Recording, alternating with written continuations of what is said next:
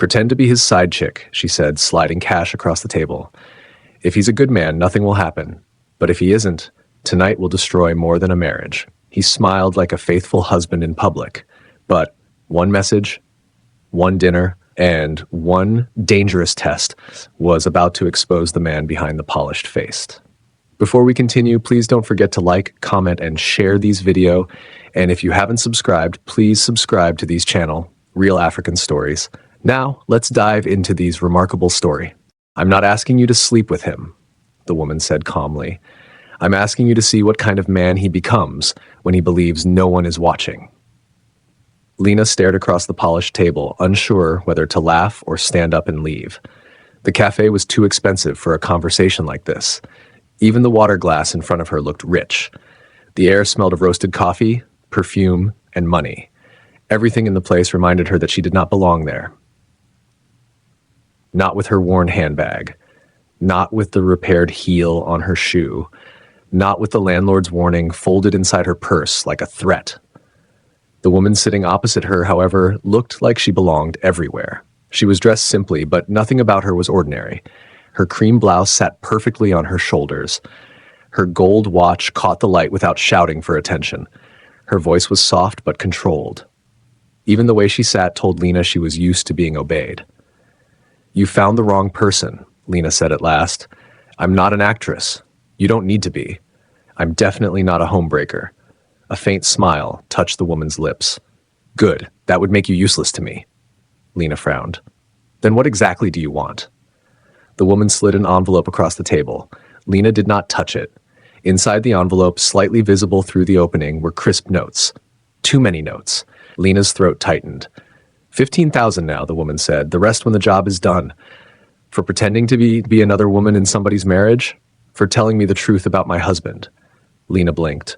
The woman's face did not change, but something colder moved beneath the calm. My husband is charming in public, she said. Disciplined. Respected.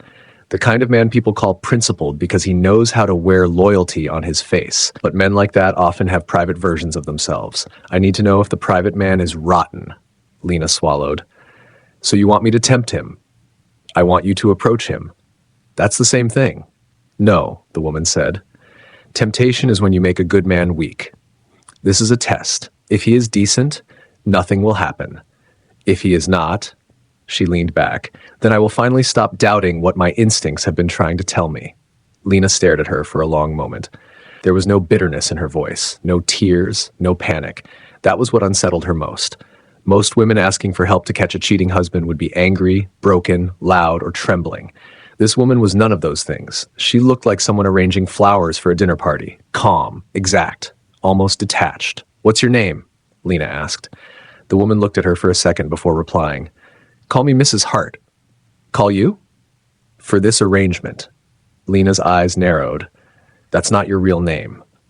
No. Why are you hiding your identity from me? Because if you know too much, you may become nervous and ruin the experiment. Lena let out a small breath of disbelief. Experiment? Men reveal themselves very clearly when they think a woman is easier to impress than the one waiting at home. Lena looked away, out through the glass walls of the cafe at the busy street beyond.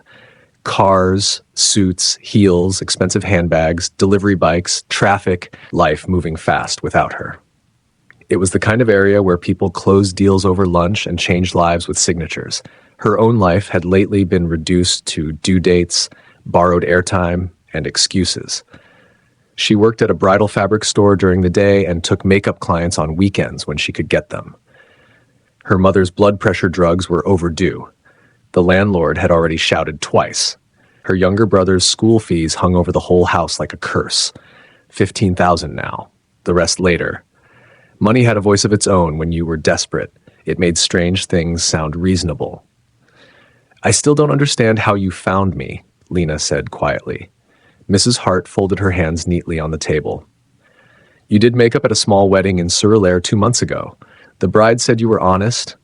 She said a drunk guest left an envelope full of cash in the restroom and you returned it without removing a single note. Lena's face heated. That's what anybody should do. Mrs. Hart gave her a long look. That is not what everybody does. Silence stretched between them. Lena finally touched the envelope but did not open it. What would I have to do? The woman reached into her bag and placed a printed card on the table. A private charity dinner, Friday, Harbor Crest Hotel, guests by invitation only. Attend this event, she said. You'll be dressed well. I'll arrange that. My husband will be there. His name is Adrian Vale. The name meant nothing to Lena. He owns Vale Urban Developments, Mrs. Hart continued. Real estate, hotels, several construction contracts. People say he built himself from nothing. People say many things. Lena looked again at the invitation card. And how do I approach him? You won't chase him. You will simply be near him. You will speak with confidence. Smile, but not too much. Let him believe you are impressed by nothing. Men like him hate indifference. It unsettles them. And what if he ignores me? Then I lose nothing. And if he doesn't? Mrs. Hart's eyes cooled. Then I gain clarity. Lena exhaled slowly. You sound like this is business. It is. No, it isn't, Lena said before she could stop herself. This is your marriage. For the first time, something flickered across the woman's face. Not pain exactly, something sharper, something older. Exactly, she said. Lena looked down at the envelope again. It wasn't just money anymore. It was a door. A dangerous one. She had seen enough marriages from the outside to know how ugly the inside could be. Her father had left when she was 12, not in a dramatic storm, but in the quiet, casual way some men disappear from responsibility and call it fate. One day, he simply stopped coming home. Her mother had cried in the bathroom where the children could not see, or thought they could not see. Since then, Lena had hated dishonesty most when it wore a calm face. Maybe that was why she had not stood up and left yet. What if he falls for it and later blames me? She asked. Mrs. Hart's lips curved, but not with amusement. Men like my husband blame women for their choices every day. You will not be the first. That is not comforting. It isn't meant to be. The woman pulled out a smaller envelope and slid it over too. Lena opened that one. Inside was a photograph. Adrian Vale stood on a stage, one hand in his pocket, the other holding a microphone. He was tall, neat, striking without trying too hard. Dark suit, clean haircut, the kind of face women trusted too quickly and men copied without admitting it. He was smiling, but his eyes looked calculating. Beside him in the photo stood a woman in silver, elegant, graceful, beautiful in a quiet way. Lena froze. Mrs. Hart watched her expression. That's his wife? Lena asked softly. Yes. She's beautiful. Yes. And he still. Mrs. Hart cut in gently. Beauty has never cured betrayal. Something about the way she said it made Lena look up. The woman across from her had spoken like someone who knew that sentence too well. Lena placed the photo down. Why don't you just confront him? Mrs. Hart smiled without warmth. Because men like Adrian don't confess when accused. They perform innocence. They reverse guilt. They make you feel childish for noticing what they're doing. They say you're emotional, paranoid, insecure. I'm not interested in another performance. So this is to catch him. This is to hear him in his own voice, to see him in his own choices. Lena hesitated again. A voice inside her said, get up and leave.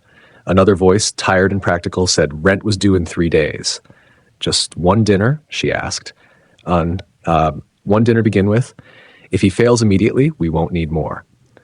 And if he doesn't, then I will compensate you for your inconvenience and disappear from your life. Lena stared at the envelope. You make strange promises. Mrs. Hart rose gracefully from her chair. No, I make expensive ones.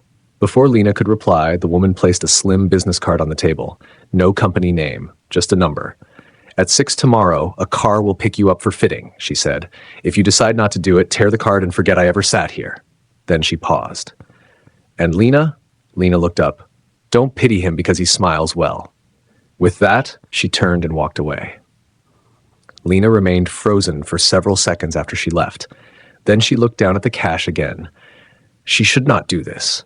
She knew she should not do this. But by the time the waiter returned with the bill already paid, Lena had slipped both envelopes into her bag. By the time she got home, she had not made up her mind. By midnight, she still hadn't. By morning, the landlord made the decision for her. He came pounding on the metal gate before sunrise. Lena, he shouted, I've been patient enough. If your mother is a widow and you want to use that to play drama, not in my house. By weekend, I want my money. Lena stood inside the room, fists tight, while her mother sat on the edge of the bed, pretending not to hear. The humiliation sat like heat in the air. Her younger brother kept his eyes on an old school book, though she could tell he was reading nothing. After the landlord left, her mother forced a smile. "Don't worry. God will make a way." Lena nodded, because that was what daughters did when their mothers were trying not to break. At noon, she called the number on the card. "I'll do it," she said. The voice on the other end was not Mrs. Hart's. It was a polite female assistant. "Good," the woman replied. "The car will pick you up at 6. The fitting took place in a boutique so luxurious Lena felt afraid to touch anything. 2 women measured her, dressed her, pinned her hair, and adjusted a deep emerald gown until she barely recognized her soft waves replaced her usual tied-back style. Her face was expertly done, though they wisely kept the makeup light. She looked older. Not older in age, but in power, in the mirror. Even she had to admit it. She looked like trouble a married man would invent a lie for. A jewelry box was brought out, a delicate necklace, earrings. Us. A clutch. "All this is too much," Lena murmured. "It needs to be enough," one stylist replied. "For what?" The woman smiled professionally. "For him to notice." At exactly 7 on Friday evening, Lena stepped out of the car at Harbor Crest Hotel. The building glittered under the city lights like it had never known struggle. Valets moved quickly. Women floated past in silk and confidence. Men in tailored suits laughed like the economy belonged to them personally. Lena held her clutch tightly and forced herself not to look overwhelmed. Inside, the ballroom shimmered gold. There were soft lights, white flowers, polished glass, and the low hum of money talking to money. A live band played in the corner. Cameras flashed occasionally, but discreetly. Staff moved silently between guests like they had rehearsed invisibility. Lena had barely taken 3 steps before a woman in a black suit approached and handed her a champagne flute. "Table 9, ma'am," she said. Lena nodded and went where directed. Her heart was pounding hard enough to make her dizzy. She had been given instructions in the car. Sit alone first, not too eager, not too withdrawn. Let the room read you before you read it. She was halfway to her table when she saw him, Adrian Vale. He was standing near the stage, speaking to a gray-haired man and 2 younger executives. His suit was black tonight. His watch flashed when he moved his wrist. He did not dominate the room loudly. He did something more dangerous. He made the room lean toward him.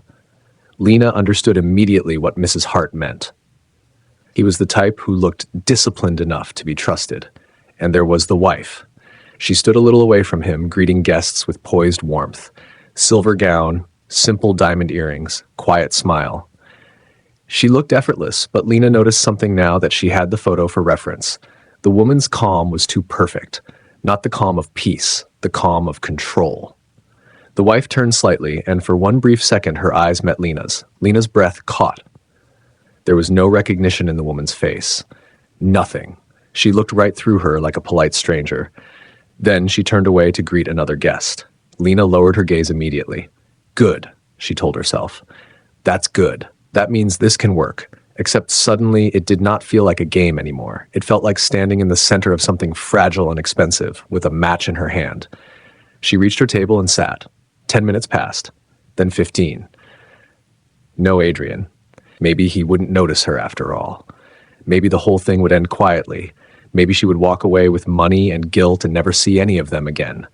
She was beginning to hope exactly that when a male voice said behind her, "That is the expression of someone regretting saying yes to an event."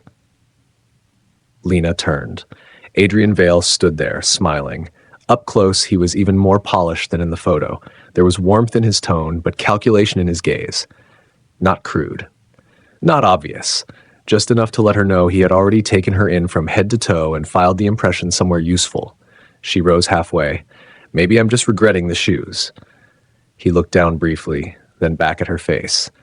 "Beautiful women always say that about dangerous heels." Lena almost rolled her eyes, but remembered her instructions, so she gave him a small, dry smile. "Is that a line you use often?" His grin widened. "Only on women clever enough to hear the line before the compliment." There it was, smooth, easy, practiced. "Then I should be worried," Lena replied. "Not yet." He extended a hand. "Adrian." She let him shake her fingers lightly. "Lena?" "Lena what?" She tilted her head. "You ask full names before or after you interrupt a stranger's evening?"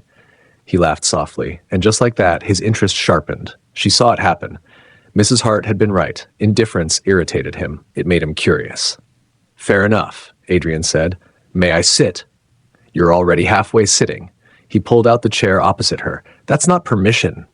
"No," Lena said, lifting her glass. "It isn't." He sat anyway. A waiter appeared almost instantly, as though summoned by Adrian's posture alone. Adrian waved off the menu, ordered something expensive without checking with her, then leaned back in his seat like the night had just improved for him. Lena felt a pulse of disgust. Not because he sat easily, too easily. No mention of his wife, no hesitation, no glance around to see who might be watching, just comfort. "Have we met before?" he asked. "No."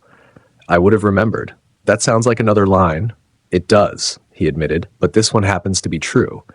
Lena held his gaze for a moment, then deliberately looked away toward the stage. "I'm here for the charity auction." He followed her gaze. "That's a noble answer." "It's the real one." He smiled again. "Most real answers are boring. Yours isn't." He kept talking about the event, about the city, about how difficult it was to find conversations that weren't exhausting. He asked about her work, and she gave him just enough. Freelance makeup, some styling, some event work, no deep details, enough to sound real, not enough to be traced. He listened well, too well. That was another dangerous thing about him. He knew how to make attention feel flattering instead of invasive. Lena had met arrogant men before, men who wanted women dazzled. Adrian was cleverer. He made you feel chosen, not chased. Halfway through dinner, his phone lit up on the table. The screen flashed one word: wife. Lena saw it. So did he. He didn't even look embarrassed. He picked up the phone, watched it ring once, then turned it face down. Lena's stomach dropped. She said nothing. Neither did he. Then, astonishingly, he smiled at her as though nothing had happened. That single moment changed everything. It was no longer suspicion, no longer theory. His wife was in the same room.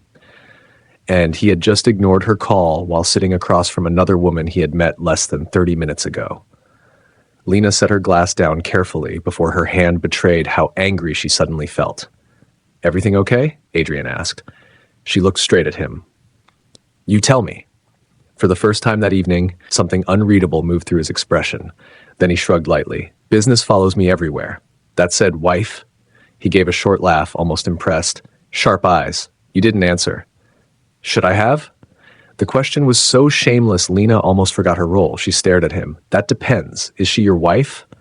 His eyes rested on her face, amused now, almost testing her in return. "Yes," he said. "And?" "And what?" "And you're asking me that while sitting here with me?" He leaned forward slightly. "I'm sitting here having dinner at a public event. I haven't committed a crime." Lena felt a chill, not because of what he said, because of how quickly he framed it. Not guilt, defense, deflection, a man already trained in explaining himself. She forced a small smile she did not feel. "I should probably leave you to your public innocence then." Instead of letting her go, Adrian's voice softened. "Or," he said, "you could allow a complicated man to enjoy 5 peaceful minutes with an interesting woman." Lena looked at him and thought, Mrs. Hart was right. You do smile well. Across the ballroom, applause suddenly rose. Adrian turned as the host called his name to the stage for remarks. He stood slowly, still looking at Lena. "Don't disappear," he said. It was not a request. Then he walked toward the stage, confident, admired, applauded. Lena sat frozen. The wife was near the front now, clapping with composed grace as though the man walking past had never ignored her call 2 minutes ago. When Adrian reached the microphone, the room settled quickly. He thanked donors, spoke about community investment, family values, responsibility, legacy, legacy. Lena nearly laughed at the wickedness of the word in his mouth. He sounded sincere. Worse, he sounded convincing. People smiled, nodded, listened. And his wife sat there in silver, elegant and still, watching him with an expression so controlled, Lena could not read it. Not hurt, not surprise, just observation, like a judge waiting for the final line before ruling. When the speech ended, applause filled the room again. Adrian stepped off the stage and was immediately surrounded. Men shook his hand, women smiled, a camera flashed, someone from the press spoke to him briefly. Lena knew this was her chance to leave unnoticed. She stood. A hand touched her arm lightly. She turned. It was the wife. Up close, she was even more striking. Not loud beautiful, not flashy, She had the kind of face that made noise feel cheap around it. Her perfume was soft, her eyes steady. "You're leaving early?" she asked politely. Lena's throat went dry. She had prepared for Adrian. Not this. "Just a long day," Lena said. The woman nodded as though that made perfect sense.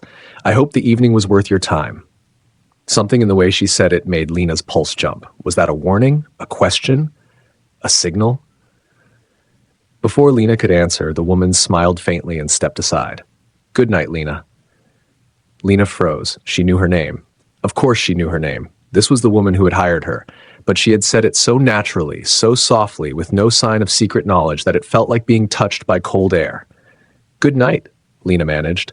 Then she walked out of the ballroom before her expression could betray anything. The ride home felt longer than usual. She kept seeing Adrian's phone light up. Wife. Ignored. She kept hearing his voice asking, "Should I have?" By the time she got to her street, the glamour of the night had evaporated. The gutter smell, the uneven road, the power outage in half the compound, the neighbor arguing over generator fuel. This was her life. Not gold lights and silver gowns and men with dangerous smiles. And yet that night had followed her home. Inside the room, her mother was asleep. Her brother's school uniform hung by the window to catch what little breeze came in. Lena removed the borrowed jewelry carefully and placed it inside the return box. Then she sat on the bed in silence. Her phone buzzed. Unknown number. She answered. "You saw enough?" Mrs. Hart asked. Lena did not bother pretending confusion anymore. "He ignored your call." A pause. "Yes. In front of me." "Yes. You already knew he would do that, didn't you?" Another pause. "No," the woman said at last. "I knew he was capable of it. There is a difference." Lena leaned back against the wall, tired suddenly in a way the evening had hidden from her. "He's worse than I thought," she said. "That fast?" He didn't hesitate. Mrs. Hart was quiet. Lena continued. "You wanted the truth? Fine. Your husband is not confused. He's not lonely. He's not struggling. He is comfortable. That's the part that made me sick. He behaved like a man who has done this before." Silence again, then softly, "Thank you." Lena shut her eyes. "I don't feel good about any of this." "You're not supposed to." "I'm serious. So am I." Lena sat up. "Then let this be the end. You have your answer." She expected resistance. Instead, the woman asked, "Did he ask to see you again?" Lena frowned. "Why? Did he?" A beat. "Yes." "And what did you say?" "Nothing. He got called to the stage." Mrs. Hart exhaled quietly, as though a piece of a larger puzzle had just clicked into place. "What are you not telling me?" Lena asked. "For tonight? Nothing important." "That doesn't sound honest." "No," the woman agreed. "It sounds careful."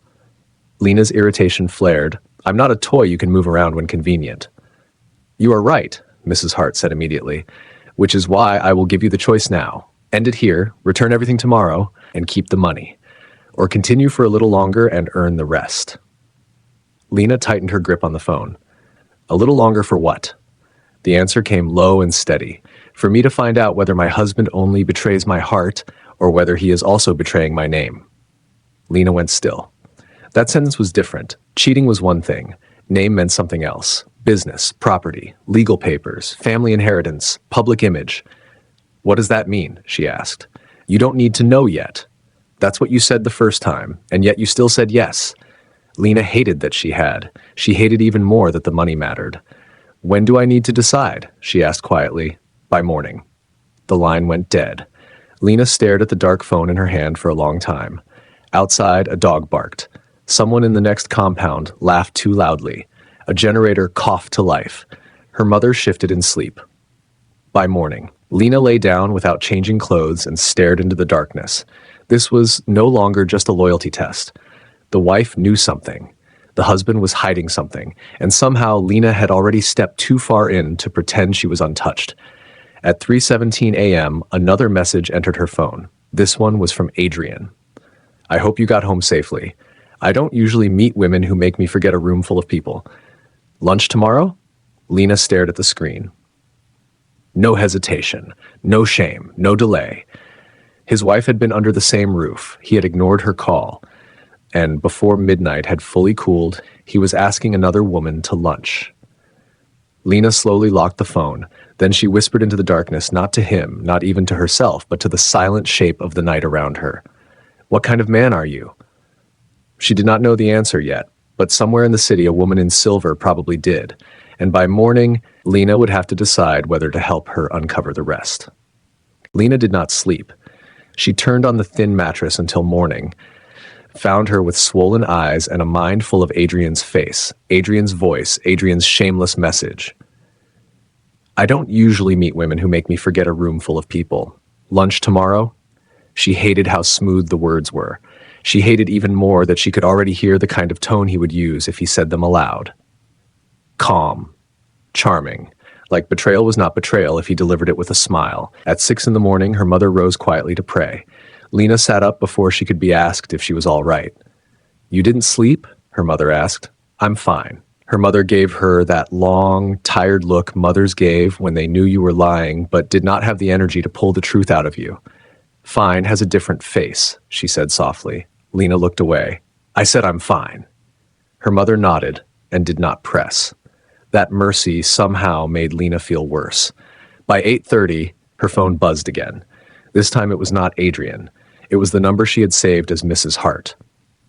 Decision? Lena stared at the message for a full minute before replying. We need to talk first. The answer came almost immediately. 10 o'clock. Same cafe. When Lena arrived, Mrs. Hart was already seated in the same corner as before, as composed as if she had spent the night reading poetry instead of testing the integrity of her marriage. She wore navy this time, minimal jewelry, hair pulled back, controlled as ever. Lena slid into the chair opposite her without greeting. He messaged me before midnight, she said. Mrs. Hart didn't even blink. What did he say? Lena unlocked her phone, turned the screen, and pushed it across the table. Mrs. Hart read the message once. Then again. If she felt pain, she buried it expertly. But Lena noticed one thing, the woman's thumb pressed slightly harder against the table edge. He moves fast, Lena muttered. Yes, Mrs. Hart said, returning the phone. That is useful. Lena leaned back. You keep saying things like that. Useful, clear, valuable. Like this is an audit. In a way, it is. He ignored your call in front of me. I know. He invited me out the same night. I can read, Lena. Something about the coldness in that answer snapped Lena's patience. Then maybe you can also read the part where I'm not comfortable anymore. Mrs. Hart looked at her. Not offended, not defensive, just still. After a moment, she said quietly, Do you want to stop? Lena opened her mouth, but the word didn't come. Mrs. Hart saw that too. Then what you want, she said, is not to stop. What you want is to know why this matters enough for me to continue. Lena held her gaze. Yes, she said. Exactly. For the first time since they'd met, Mrs. Hart did not answer immediately. She reached for her coffee, took one measured sip, and set the cup down with deliberate care. My husband has recently been moving money strangely, she said. Not enough to raise alarm outside the company, enough to raise alarm inside a marriage. Lena frowned. What kind of money? The kind a man starts shifting when he is preparing to tell himself a story about what he deserves. Is he stealing from you? Mrs. Hart's lips curved faintly. That depends how legal you want the answer. Lena stared. Some assets are in his name, the woman continued. Some in mine. Some are protected. Some are not. If Adrian is merely cheating, that is personal rot.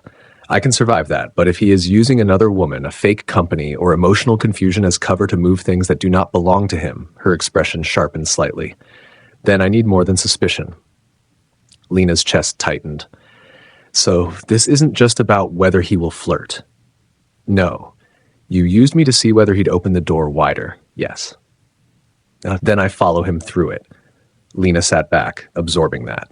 It made ugly sense. Still, there was something about the woman's control that unsettled her. You talk like you've already left him in your heart. Mrs. Hart's face changed so slightly another person might have missed it, but Lena didn't. A flicker, a shadow, something old and tired. The heart often leaves before the body gets permission, she said. Silence fell between them. Then Lena asked, What's your real name? Mrs. Hart looked out through the glass wall at the street for a moment. When she turned back, her eyes were calm again. Vivian, Lena blinked. Not because the name was shocking, because the woman had finally given her something real. Vivian Hart, she asked. A soft smile. No, just Vivian. Hart was for convenience. Lena nodded slowly. Fine. Then tell me plainly. What do you want me to do now? Vivian took a small envelope from her handbag and slid it over. This one contained no money. It held a different phone. Cheap looking, clean, unused. Use this for him, she said. Not your real line. Lena looked up. If he asks for lunch, go, Vivian continued. If he asks questions, answer enough to keep him talking. Be curious about him. Men like Adrian love women who look impressed by their burden. That sounds disgusting. It is effective. Lena turned the small phone over in her hand. And if he tries more than talking, leave. That easy? Vivian's expression chilled. Yes. The moment you are uncomfortable, leave. I'm testing his loyalty, not selling your safety. Lena almost believed her. Almost. And what if he starts telling lies about you? Vivian gave a dry smile. He will. You sound sure. I married him. That landed heavier than any dramatic answer could have. Lena looked down at the second phone again, then at the screen of her own phone where Adrian's message still sat waiting. Lunch tomorrow? He had no idea he was being studied. No idea the woman he was about to betray more deeply was the same woman arming the witness. All right, Lena said at last. I'll go. Vivian nodded once. No relief, no gratitude, just a quiet confirmation like a general watching a line move where it should. Good, she said. And Lena? What? Don't let his kindness confuse you. Lena's mouth twisted. I doubt that'll be a problem. Vivian held her gaze a second longer. That's what intelligent women always say before the charming man begins explaining himself. Lena left with the second phone in her bag and an ache building behind her eyes. At 11:40, she replied to Adrian, lunch is fine, public place, 1 hour. His answer came less than a minute later. I'll take what I can get. 1 p.m. The conservatory. Of course, Lena thought bitterly. Of course, he knew the kind of places where women felt dressed down by the napkins. The conservatory sat inside a glass-fronted building in Victoria Island, all soft jazz, indoor plants, muted wealth, and tables spaced far enough apart for discreet conversations, the sort of place where lies could wear perfume. Lena arrived 3 minutes early. Adrian was already there. That alone irritated her. Men like him never arrived early unless they wanted to send a message. I'm serious. I made time. Notice the effort. Be flattered. He stood when he saw her and smiled like the room had just improved for him again. Today he wore a pale gray suit with no tie, the top button of his shirt open, less formal, more approachable, deliberate. You came, he said. You invited me. That sounded colder in my head when you texted it. Maybe read better. He laughed and pulled out her chair. Lena sat. The waiter came. Adrian asked what she wanted. She ordered the cheapest thing on the menu on purpose. Adrian didn't even look at the price of his own. He studied her for a moment once they were alone again. You're different in daylight, he said. Lena reached for the water glass. Less mysterious, more dangerous. She gave him a flat look. You say things like that to everyone? No, yes, you do. His grin widened. Maybe, but not because I have to. There it was again. That easy slide between joke and intention. Lena looked at him carefully. You do this a lot, don't you? He tilted his head. Do what? Make women feel like they are not just another woman. His eyes rested on her face longer this time. When I'm bored, I flirt, he said. When I'm interested, I pay attention. And which is this? I'm still deciding. She almost laughed at the nerve of him. He asked about her morning. She gave him little. He told her about a meeting he had skipped for lunch, a contractor who had annoyed him, a board member who talked too much. He moved through power like it was weather, casual, assumed, owned. Then, without any bridge at all, he said, You were right yesterday. About what? My wife. Lena kept her face neutral. I said one sentence. It was enough. He leaned back slightly and lowered his voice as though sharing something intimate. Yes, she's my wife. He said it like a confession he deserved praise for. Lena took a sip of water. Congratulations. That made him smile. You're not easy to impress. I don't know you. You know enough. No, Lena said quietly. What I know is that you ignored your wife's call while talking to me. Something flickered in his eyes. Not shame. Annoyance, maybe. That she had not let him frame the moment his own way. Then he sighed lightly, as if burdened by life. My marriage is complicated. Lena nearly closed her eyes in disgust. There it was, the ancient national anthem of unfaithful men. Complicated. What a surprise, she muttered. Adrian watched her. You don't believe me. Should I?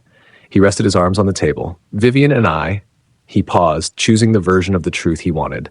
We've been living parallel lives for a long time. Respectful, functional, dead. Lena said nothing. He continued. She has her world, I have mine. We appear together when necessary. We don't interfere too much with each other's arrangements. Lena felt cold all over. Arrangements. So this was how he intended to reduce his marriage. A structure. A contract. A hallway he walked through with polished shoes and no conscience. And she knows that? Lena asked. He held her gaze. More than you think. That lie came too smoothly. Lena could almost admire the speed of it if it wasn't so revolting. So your wife is fine with you taking other women to lunch? She would be more offended by dishonesty than distance. The line was so polished that Lena knew instantly it had been used before. Maybe not with the exact same words, but the same idea. The same shield. He wanted to sound tragic, not disloyal. Detached, not dirty. A man trapped in emotional ruins, not a husband enjoying the thrill of betrayal. And what am I supposed to do with that information? Lena asked. He smiled faintly. Nothing. I just don't like being misunderstood. Lena almost said, then stop behaving like a cheat. Instead, she folded her hands. You invited me to lunch, Adrian, not to defend your marriage. Maybe I invited you because I haven't wanted to explain myself to someone in a very long time. There's a first time for everything. He laughed softly. The food arrived. He barely touched his. Instead, he kept drawing her in with questions. What did she want from life? Was she always this guarded? Who had disappointed her? Why did she look at people like she was waiting for the truth to leak out of them? She gave answers that revealed shape, not content. Enough to satisfy interest. Not enough to belong to him. But Adrian was skilled. He did not crowd. He suggested. He let pauses sit. He told just enough about his childhood, his rise, his loneliness, his exhaustion, to build the outline of a man who wanted to be pitied and desired at the same time. When he spoke about work, his eyes sharpened. When he spoke about home, his voice turned almost tender with regret. Lena saw the design. He was constructing a role, not for himself, for her. He wanted her to become the woman who saw him, the woman who understood him, the woman who soothed the parts of him his wife supposedly no longer reached. It was old, manipulative, and so smooth it would have worked on many women.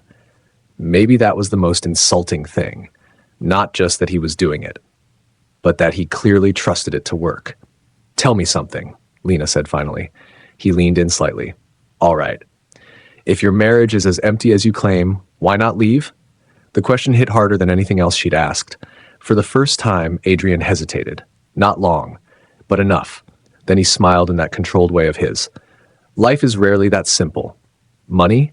He laughed under his breath. That's blunt. It's also often true. He lowered his voice. Marriage at our level is not just emotion. It's structure, family, business, timing, the public story. You don't detonate that overnight. Lena held his gaze. So you stay, for now, and collect side comforts meanwhile? His eyes flashed with something close to admiration. You really don't soften anything, do you? No. That might be why I'm here. The waiter cleared their plates. Adrian barely noticed. When the bill came, he dismissed it with a card and turned back to Lena as though the world's practicalities had no business interrupting him. 1 hour, he said. You were serious about that? Yes. And if I ask for another? You can ask. That isn't a yes. It isn't a no. He smiled slowly. Then he reached into his jacket pocket and pulled out a small velvet box. Lena's whole body stiffened. No, she said immediately. It's not what you think. I don't care what it is. Open it. I said no. People at nearby tables glanced briefly, then politely looked away. Adrian did not seem embarrassed. He only looked more intent. It's a gift, he said. Nothing inappropriate. Lena stared at the box like it might contain poison. He placed it on the table between them and pushed it toward her. Humor me. Reluctantly, she opened it. Inside was a bracelet. Thin. Elegant. Definitely expensive. Her stomach turned. This is exactly what I think, she said. It's a thank you. For what? For making lunch less forgettable than the rest of my week. She shut the box and pushed it back across the table. No. His expression didn't harden, but it altered. Why? Because gifts were how men like him rehearsed ownership. Because if she took it, he would remember it later as permission. Because somewhere his wife was likely still wearing the face of public peace while her husband tried to put jewelry on another woman's wrist in broad daylight. Because I'm not for sale, Lena said. The silence after that was deep enough to be felt.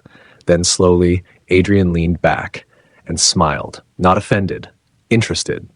That, he said quietly, is becoming a problem. Lena rose from her chair. Then solve it alone. She left him there with the unopened gift box. By the time she entered a taxi, her hands were shaking, not from fear, from fury. She took out the second phone and typed one message to Vivian. He offered me jewelry at lunch.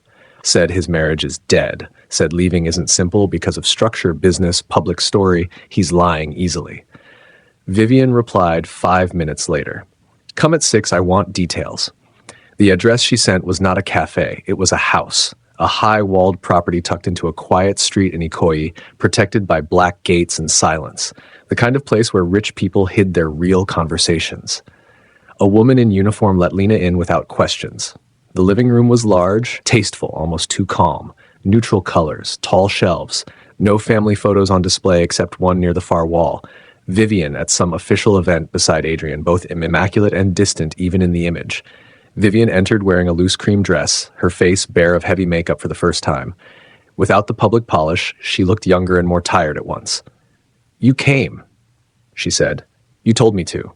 Vivian gestured toward the sitting area. Sit. Lena stayed standing a moment longer. You live here? Yes. With him? Sometimes in the same house. Rarely in the same truth. That answer did not invite sympathy, so Lena sat. Tea arrived. Neither touched it. Tell me everything, Vivian said. So Lena did. The lunch, the excuses, the dead marriage lie, the structure talk, the gift. The way he acted like refusing the bracelet made her more appealing. Vivian listened without interrupting once. When Lena finished, the room felt heavier. Vivian looked down at her hands for a moment. Then she said softly, He has started. Started what? Rehearsing his freedom. Lena frowned. Vivian stood and walked to a small console table near the window. She opened a drawer and removed a thin file. When she returned, she handed Lena one page. A list of companies, transfers, authorizations, partial signatures. Lena looked up. I don't understand. You don't need all of it. Just this part. Vivian pointed to one line. A property holding company. New. Quietly formed 3 months ago. Not openly tied to him yet. But the funding path smells like Adrian. Lena scanned the page, then froze. A woman's name appeared in one draft document attached beneath. Not Lena. Someone else. A woman connected to nothing, Lena understood. Who is this? She asked. Vivian's mouth hardened. That is what I intend to find out. Lena looked again. The name on the paper did not ring any bell. But it was clearly female. You think he's setting up another woman? I think Adrian is either planning one or protecting one. Thanks for watching. Please watch out for the part 2 of these wonderful story. What happens in the part 2 will leave you speechless. If you haven't subscribed, please subscribe and hit that notification button to get notified on when we drop the part 2 of these story. See you in the next one.